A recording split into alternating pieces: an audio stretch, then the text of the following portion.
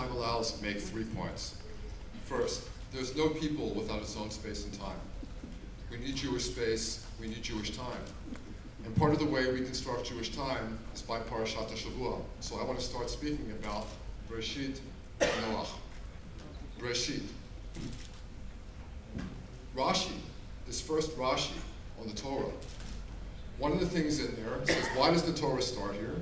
So that when the nations of the world come to the people of Israel and say, you are thieves, you stole the land of Israel from us, we can say to them, God created the whole world, God created all the nations, God gave each nation a land, and God gave the land of Israel to us. I start here because look at the elements that we have in this first midrash that Rashi quotes, as a matter of fact, from a sage 1,000 years earlier named Rabbi Yitzchak. Number one, we have land.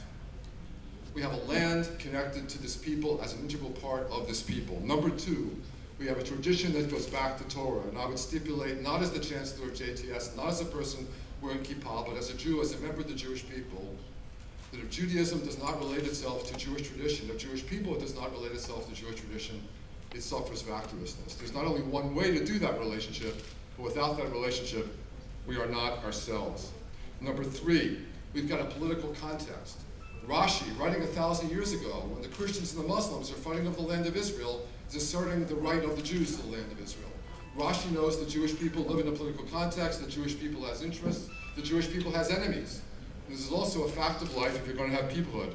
And finally, I would say, there's a God of all the world, and whether you believe in this God in some literal sense or you adopt a principle of transcendence, whatever it is, without this beyond, without this mystery, without something larger, I don't understand the Jewish people being in touch with its tradition. What I want to say about Parshat Noach picks up on that last point. So what does Noach gives us? Noach gives us a God of all the world. This God creates the Jewish people because this God has moral intentions for the world, and somehow the Jews are going to be in service of these moral intentions for the world. Not only that, this God makes a covenant with every single human being, and not only with the Jews. We're going to learn in a couple of weeks the remarkable fact that the sign of this covenant, circumcision, is shared by Ishmael, which means that the sign of the covenant with the Jews is not ours alone. Ishmael gets circumcised, and not Isaac. Think of that. It means that Muslims share a sign of the covenant with Jews. Universal and particular are both part of this formula. This is a people that has the tension between universal and particular built into itself. In fact, I would say, as the rabbis did 2,000 years ago, that the way the Torah is structured forces us to realize that we are not simply Jews, we are Jewish human beings. The Jew is not merely an adjective to that noun, but neither is inseparable from that. We are Jewish human beings.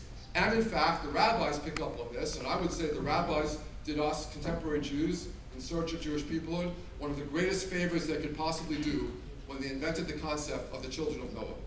That there are not just Jews and idolaters in the world, but there are all these other people out there who share access to God, who can be good, who share access to the world to come. There are people out there who have rights and responsibilities similar to ours, not identical, but similar, and that we're not just in the world by ourselves, we are with them.